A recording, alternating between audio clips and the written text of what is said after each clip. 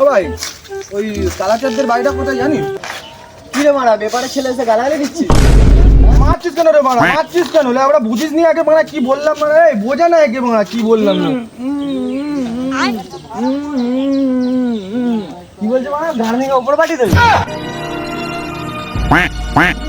তাই মানে যত সব বোবা চোদা কালা চোদা।